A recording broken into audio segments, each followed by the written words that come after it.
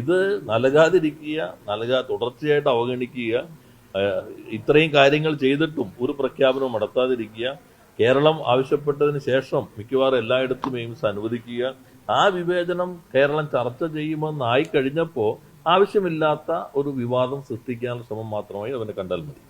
സുരേഷ് ഗോപിയുടെ മണ്ടത്തരത്തിന് കലക്കൻ മറുപടി പറഞ്ഞിരിക്കുന്നത് മന്ത്രി പി രാജീവാണ്. സുരേഷ് ഗോപി കഴിഞ്ഞ കുറച്ച് നാളുകളായി പറഞ്ഞു നടക്കുകയാണ് എയിംസിനെ കുറിച്ച്. എന്താണ് വസ്തുത കൃത്യം പറയുന്നുണ്ട് പി രാജീവ്. അദ്ദേഹത്തിന്റെ വാക്കുകൾ നമുക്ക് ആദ്യം കേൾക്കാം. കേന്ദ്രമന്ത്രി എന്ന നിലയിൽ ശരിക്കും കാര്യങ്ങൾ മനസ്സിലാക്കിയിട്ടുണ്ടാകുമല്ലോ. നേരത്തെ എയിംസ് കേരളത്തിന് വേണം എന്ന് ആവശ്യപ്പെട്ട ഘട്ടത്തിൽ ഒരു കേന്ദ്ര സംഘം തന്നെ ഇവിടെ പരിശോധനയ്ക്ക് വരികയുണ്ടായി. അതിൻ്റെ അടിസ്ഥാനത്തിൽ 4 സ്ഥലങ്ങൾ നമ്മൾ കേന്ദ്രത്തിന് സമർപ്പിച്ചിരുന്നു.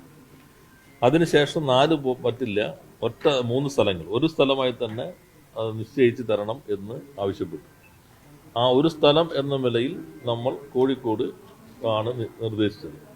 അങ്ങനെ നിർദ്ദേശിച്ച സന്ദർഭത്തിൽ തന്നെ നിർദ്ദേശിച്ചാൽ മാത്രം പോരാ, നിർദ്ദേശിക്കുമ്പോൾ തന്നെ സ്ഥലം ഉണ്ടാകണം എന്ന് ആവശ്യപ്പെട്ടു. അങ്ങനെ നല്ല രീതിയിൽ വികസിപ്പിച്ചുകൊണ്ടിരുമ്പോൾ തന്നെ കിനാലൂർ നമ്മുടെ KSIDCയുടെ വ്യവസായ പാർക്ക്, അത് ക്യാബിനറ്റ് അടിയന്തരമായി തന്നെ ഈ പ്രശ്നം ചർച്ച ചെയ്തു. സ്ഥലം കൂടി ഗവൺമെൻറ് ഉടമസ്ഥതയിലെ സ്ഥലം കൂടി വേണം എന്നാവശ്യപ്പെട്ടതനുസരിച്ച് ആ സ്ഥലം വ്യവസായ വകുപ്പിൻ്റേതായിരുന്നത് ഹെൽത്തിന് കൈമാറി എയിംസിന് ഉപയോഗിക്കാൻ ആവശ്യമായിട്ടുള്ള സ്ഥലവും ഇത് കൂടാതെ അവർ നിഷ്കർഷിച്ച അളവിലേക്ക് കിട്ടാനായിട്ട് 50 ഏക്കർ കൂടി അക്വയർ ചെയ്ത് പൂർണ്ണമായിട്ടും അതിനുവേണ്ടി മാറ്റിവെച്ചു. അത് കേന്ദ്രത്തിൽ സമർപ്പിച്ചു. നമുക്ക് എല്ലാവർക്കും അറിയാം, അങ്ങനെ സമർപ്പിച്ചു കഴിഞ്ഞാൽ പിന്നെ കേന്ദ്രം പറയണം ഈ സ്ഥലം, നിങ്ങൾ പറഞ്ഞ ഈ സ്ഥലം ഇതിന് അനുയോജ്യമല്ല, അതുകൊണ്ട് പുതിയൊരു സ്ഥലമാണ് നിർദ്ദേശിക്കേണ്ടത്. അവർ പറഞ്ഞിട്ടാണ് നമ്മൾ ഈ പ്രക്രിയയെല്ലാം നടത്തിയത്. എല്ലാ വശങ്ങളും നോക്കിയിട്ടാണ് നിർദ്ദേശിച്ചതെന്ന് ഒന്ന് തിരഞ്ഞെടുക്കാൻ പറഞ്ഞു, ഒന്ന് നിർദ്ദേശിച്ചപ്പോൾ സ്ഥലം കൂടി വേണമെന്ന് പറഞ്ഞു. ആ സ്ഥലം അതിവേഗത്തിൽ തന്നെ ആരോഗ്യവകുപ്പിന് കൈമാറി. അതിൻ്റെ അടിസ്ഥാനത്തിൽ കേന്ദ്രത്തിൻ്റെ മുൻപിലുള്ള ആ കേസിനകത്ത് ഇതല്ല, ഞങ്ങൾക്ക് ഇന്ന സ്ഥലമാണ് ഞങ്ങളുടെ പഠനത്തിൻ്റെ അടിസ്ഥാനത്തിൽ കണ്ടെത്തിയത് എന്ന് പറഞ്ഞു. ഒരു കേന്ദ്രമന്ത്രി ഒരു സ്ഥലത്ത് പറയുന്നു, അവരുടെ പാർട്ടിയുടെ മേധാവ് വേറെ സ്ഥലത്ത് പറയുന്നു, വേറൊരാൾ വേറെ സ്ഥലത്ത് പറയുന്നു. അതല്ലല്ലോ. ഇപ്പോൾ കേന്ദ്രത്തിൻ്റെ മുൻപിൽ വളരെ കോൺക്രീറ്റായ ഒരു പ്രപ്പോസൽ അവരാവശ്യപ്പെട്ടത് പ്രകാരം ആദ്യത്തേന്ന് ഷോർട്ട് ലിസ്റ്റ് ചെയ്തതിന് ശേഷം അതിൽ നിന്ന് തിരഞ്ഞെടുത്ത ഒന്ന് ഉടമസ്ഥാവകാശം ഉൾപ്പെടെ നിൽക്കുമ്പോൾ പിന്നെ അദ്ദേഹത്തിൻ്റെ അഭിപ്രായമെങ്കിൽ കേന്ദ്ര ഗവൺമെന്റിന്റെ യൂണിയൻ ഗവൺമെന്റിന്റെ അഭിപ്രായം സംസ്ഥാനത്തെ അറിയിക്കുകയാണ് വേണ്ടത്. ഇത് തുടർച്ചയായിട്ട് അവഗണിക്കുക, ഇത്രയും കാര്യങ്ങൾ ചെയ്തിട്ടും ഒരു പ്രഖ്യാപനവും നടത്താതിരിക്കുക, കേരളം ആവശ്യപ്പെട്ടതിന് ശേഷം മിക്കവാറും എല്ലായിടത്തും എയിംസ് അനുവദിക്കുക, ആ വിവേചനം കേരളം ചർച്ച ചെയ്യുമെന്നായി കഴിഞ്ഞപ്പോൾ ആവശ്യമില്ലാത്ത ഒരു വിവാദം സൃഷ്ടിക്കാനുള്ള ശ്രമം മാത്രമായി അവനെ കണ്ടാൽ മതി. സർക്കാർ ഇതുവരെ ചെയ്ത കാര്യങ്ങൾ എണ്ണി പറയുകയാണ് പി രാജീവ്. എന്തുകൊണ്ട് കോഴിക്കോട് അവസാനമെത്തി എന്ന ചോദ്യത്തിലുള്ള ഉത്തരവും പറയുന്നുണ്ട് പി രാജീവ്. ഇപ്പോൾ സുരേഷ് ഗോപി വന്ന് ഇങ്ങനെയൊക്കെ പറയുന്നു, ആലപ്പുഴ സ്ഥാപിക്കണം, ആലപ്പുഴ സ്ഥലം ഏറ്റെടുത്ത് കൊടുത്താൽ ഇപ്പോൾ തന്നെ അനുവദിക്കും എന്നൊക്കെ പറയുന്നു. അങ്ങനെയാണെങ്കിൽ കേന്ദ്ര സർക്കാരല്ലേ ഔദ്യോഗികമായി സംസ്ഥാന സർക്കാരിനെ അറിയിക്കേണ്ടത്? ഈ ചോദ്യമാണ് പി രാജീവ് ചോദിക്കുന്നത്. 3 സ്ഥലമാണ് ആദ്യം കേന്ദ്ര സർക്കാരിൻ്റെ മുന്നിൽ വെച്ചത്.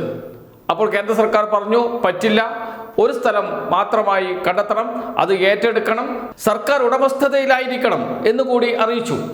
അതിൻ്റെ അടിസ്ഥാനത്തിലാണ് കോഴിക്കോട് ഭൂമി ഏറ്റെടുക്കുന്നത്, ആരോഗ്യവകുപ്പിന് കൈമാറുന്നത്. അത് വ്യവസായ വകുപ്പിൻ്റെ ഭൂമിയായിരുന്നു. അത് കൂടാതെ 50 ഏക്കർ കൂടി ഏറ്റെടുത്തു. അതിനുശേഷം ഇക്കാര്യം കേന്ദ്ര സർക്കാരിൻ്റെ ശ്രദ്ധയിൽപ്പെടുത്തി രേഖാമൂലം അറിയിക്കുകയും ചെയ്തു. ആ സ്ഥലത്തെക്കുറിച്ച് ഒരു മോശം അഭിപ്രായം ഇതുവരെയും കേന്ദ്ര സർക്കാർ പറഞ്ഞിട്ടില്ല. ആ സ്ഥലം പോരാ, അത് പറ്റില്ല, അത് അനുയോജ്യമല്ല എന്ന അഭിപ്രായം പറഞ്ഞിട്ടില്ല. രേഖാമൂലം ഒരു കാര്യവും കേന്ദ്ര സർക്കാർ സംസ്ഥാനത്തെ അറിയിച്ചിട്ടില്ല. പിന്നെ എങ്ങനെയാണ് സ്ഥലം മാറ്റുക? പിന്നെ എങ്ങനെയാണ് സുരേഷ് ഗോപി ഇങ്ങനെ പറയുന്നത്? തുടങ്ങിയ ചോദ്യങ്ങളാണ്. എല്ലാവരും ചോദിക്കുന്ന ചോദ്യങ്ങൾ തന്നെയാണ് പി രാജീവും ചോദിക്കുന്നത്. മറുപടി പറയാൻ കഴിയുമോ സുരേഷ് ഗോപിക്ക് എന്നേ അറിയാനുള്ളൂ. അദ്ദേഹം കലിങ്കിലിരുന്ന് ചായക്കട ചർച്ച പോലെ എന്തൊക്കെയോ വിളിച്ചു പറയുകയാണ് ചെയ്യുന്നത്.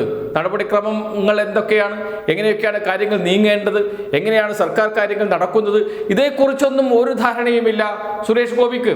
അദ്ദേഹം ഇപ്പോഴും ഭരത്ചന്ദ്രൻ അഭിനയിച്ച് നടക്കുകയാണ്.